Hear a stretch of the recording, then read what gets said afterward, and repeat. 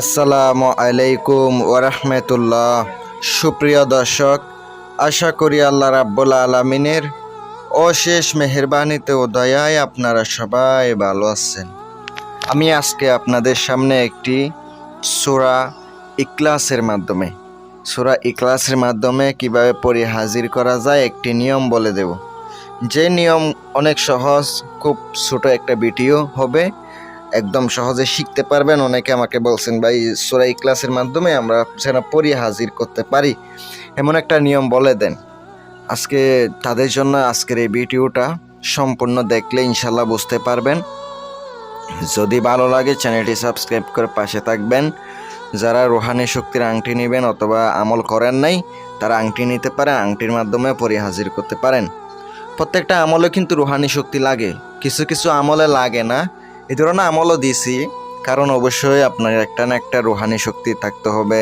বাতিনি চোখ খোলার আমল যারা করেন নাই তারা করতে পারেন, ইনশাল্লাহ কামিয়াবি হবেন। অবশ্যই রুহানি শক্তি দরকার, রুহানি শক্তি না থাকলে কোনো আমলে কাজ করে না। আপনারা অবশ্যই আমল করে নেবেন। যারা আংটি নেবেন, সাধনার আংটি, রুহানি শক্তির আংটি পরি হাজির করার জন্য নিতে পারেন, বিভিন্ন কাজের জন্য অথবা সমস্যা সমাধান করার জন্য নিতে পারেন। আমি আপনাদেরকে সম্পূর্ণ ভিডিওতে নিয়ম কারণ বলে দিতেছি। আগে সূরা ইখলাস, যে সূরা ইখলাস আছে এটা মুখস্থ করবেন। কম বেশি সবার মুখস্থ আছে আলহামদুলিল্লাহ। মুখস্থ হয়ে গেলে প্রথমত আপনি এবার আমল করার জন্য কি করতে হবে, পাক পবিত্র অবস্থায় আমল করতে হবে। অবশ্যই 14 দিন নিরামিষ খাইতে হবে, 14 দিন নিরামিষ খাইতে হবে।